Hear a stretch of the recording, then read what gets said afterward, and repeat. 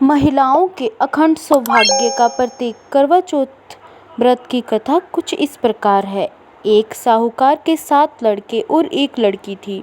एक बार कार्तिक मास के कृष्ण पक्ष की चतुर्थी को सेठानी सहित 7 बहुओं ने और उस लड़की ने करवा चौथ का व्रत रखा।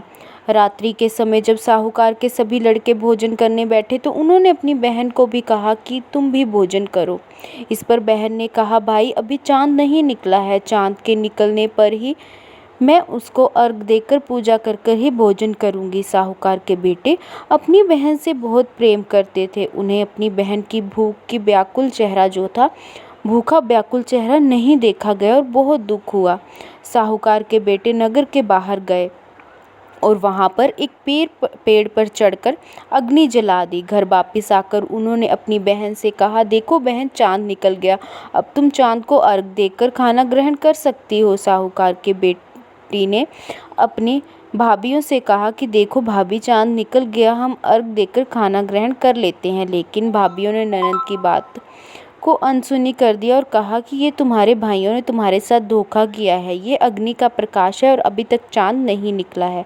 लेकिन साहूकार की बेटी ने अपनी भाभियों की बात अनसुनी कर दी और अग्नि के प्रकाश को ही चांद समझकर अर्घ देकर भोजन ग्रहण कर लिया। इस प्रकार करवा चौथ का व्रत भंग हो गया और विघ्नहर्ता श्री गणेश जी साहूकार की बेटी से अप्रसन्न हो गए।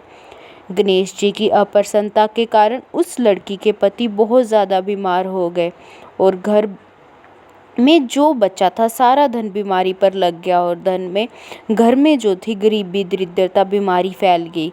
साहूकार की बेटी को जब अपने किए हुए दोषों का पता चला तो उसको उस चीज़ का बहुत ज़्यादा पछतावा हुआ। उसने गणेश जी से क्षमा की प्रार्थना की।